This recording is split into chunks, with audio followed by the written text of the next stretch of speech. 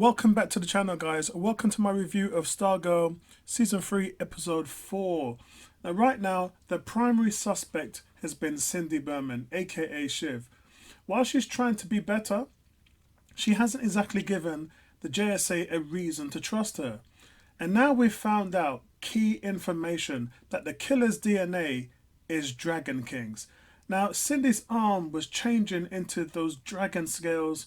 It means only one thing. I think that Cindy is the killer, and she cannot control these transformations. Now, another person who can't control their transformations is Cameron, but we'll come on to him much later. For now, Cindy was always a suspect. Now, it ultimately comes down to the conclusion that the gambler's laptop was missing from the scene. So Beth had said, whoever has a laptop probably is the killer. And thus far, Cindy has it. She was also found at the crime scene straight after it happened.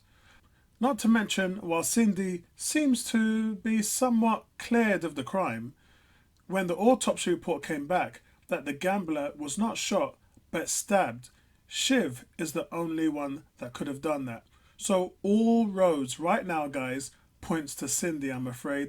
And look, I'm a big fan of Cindy, but it does make for great TV viewing and a mystery to unfold. And look, there's still Mr. Bones out there. He's still the one that's looking at all of this. And is it still him? I'm not sure. The jury's still out. But it definitely is exciting to see this all play a part. Now, let's talk about Cameron. Now, Cameron and Courtney, we see a little bit of time with them together in this episode, and it's well deserved. They haven't really played up on this. They kind of put it on the bench for a while, but now it seems like they accelerated the time that they have with each other. So Courtney reaches out to Cameron after he pushed her hands away in last week's episode. But now the writers are setting this up for a proper romance. Is this only for him to turn on her when he finds out that Mike killed his father? I don't know, but I think that that's the way how it will probably play out. Now, Cameron's ice-based powers are beginning to develop on crazy levels. And standing under the twinkle lights, Courtney asked him, how does he express himself so beautifully through his colour and through his paintings? And she wonders if he can do that with the ice. Once he realises this, she wants him to express himself and how he feels through his powers as well as he does with his painting. Courtney knows it's only because he was alone and afraid. But he's not alone now that she's with him. He's sweet, he's kind, he's thoughtful. Someone once told her that emotions are what fuels their powers. And the reason why this scene happens is because Courtney knows this. Courtney knew this when she no longer believed in herself or her mission as Stargirl. When that happened, the staff stopped working for her. It didn't respond. And this is due to the staff choosing its wielder based on the amount of belief it shares with the user. So he takes a deep breath and closes his eyes before letting out a burst of power. Courtney laughs kind of gleefully as the snow falls down from the sky around them. And then they finally kiss under the falling snow. So whether this means that he will be able to paint again, we don't really know. We're going to have to see how that plays out further, because the whole thing came about when he said he was leaving the course. So let's talk about the main MacGuffin of the episode, which is Starman. And boy, is there a lot to say. Now, firstly, the shocking elements of Cosmo rushing up the stairs at the beginning of the episode into Courtney's room, finding her sleeping, and it begins kind of tapping her on the nose, reminded me of my cat at 6 o'clock every morning, to find Starman being knocked out. And that whole scene was off the chain. Why didn't Cosmo feel the presence of Starman when he came back to life out of the coffin? Surely he would have recognized the signature, right? And surely he would have known that he had dug himself out of the grave and he was walking around looking for Pat. So, yeah, a little bit of a plot hole there. Now, Courtney asks, why didn't he take the staff before he got attacked? Sylvester kind of reminded her of their agreement. It wasn't his turn to use the staff, and a deal is a deal, which makes her kind of rethink their agreement. If she's not around and he needs a staff, then he should take it. But Starman says it goes both ways. So we're going to see a little bit of a change up now. It's not going to be, just him using it in the day and Courtney uses it at night. It's going to kind of be a little bit of a mix between the two. I don't know how that's going to work considering that the staff is a big part of what they do and their powers. Now, Pat enters the room and says that he called someone who can help with what was going on with Sylvester's injuries. It was Charles McNider. He then enters the room, and the way how he greets Sylvester, it was kind of good. It was a fun, nice little callback. And Dr. McNider proceeds to check Sylvester's wounds. And this is where things get really interesting, guys. We finally learn how Starman came back from the dead. Superman style. Yes, guys, Superman's body is a battery for solar energy. And after long exposure, Superman's body will repair itself under the sun's rays. Well, Starman's body kind of reacts a little bit like that, but more in line with Alan Scott's daughter, Jade, who was imbued with the power of the Green Lantern's ring at birth. So Jenny's essentially become a living lantern. Now, Sylvester is basically kind of a low-living cosmic staff. His body is processing the energy from the staff, absorbing the energy, but it's not very good at generating it, or it doesn't have a lot of power to generate it, much like Alan Scott's daughter.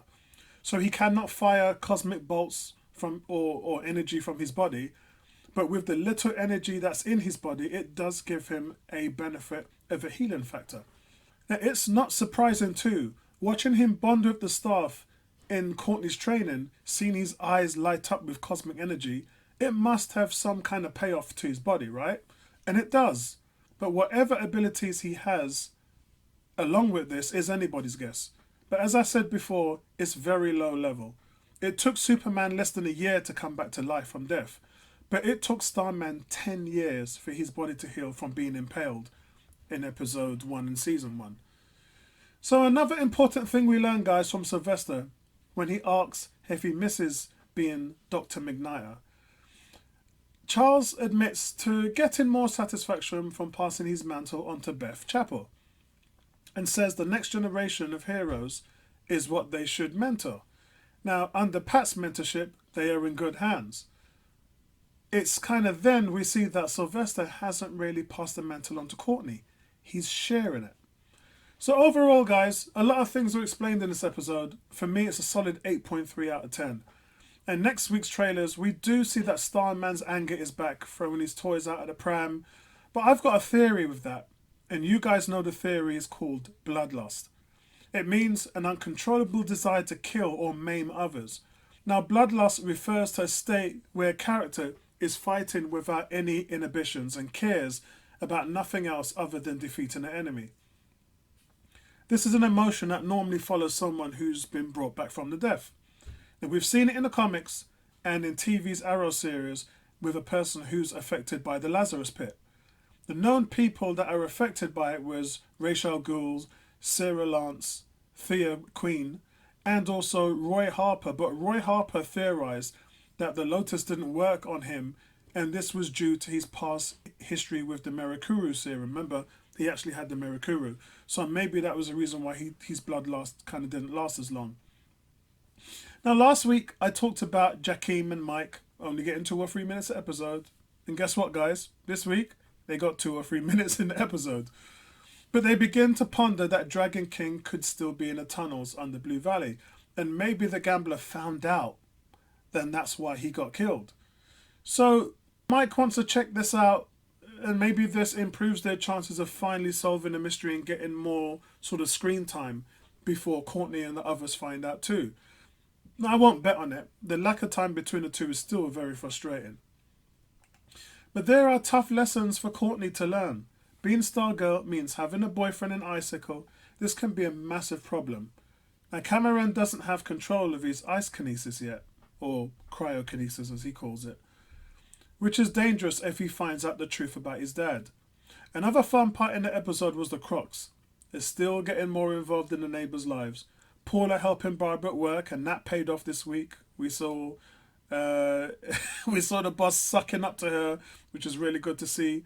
And then Lawrence Crusher having a beer with the lads after watching an episode with Josie Wells. So overall, guys, the cell sample belongs to Cindy's father. But who is in the tunnel? and Cindy's starting to fall apart. She's changing into a dragon. And if it was Cindy, is she even aware that it was her? It seems like she might be transforming into something similar to the Dragon King, thanks to all the experiments he did on her. But whether she's trying to heal that by taking on the potions is something that we have to kind of talk about. I think this is the time now where she talks to Courtney. If she truly wants to become a friend and truly wants to be a member of the JSA, I think that now Cindy has to tell Courtney the truth about what's going on with her body. And let me know what you guys think, and I'll speak to you in the next one. Peace out, guys.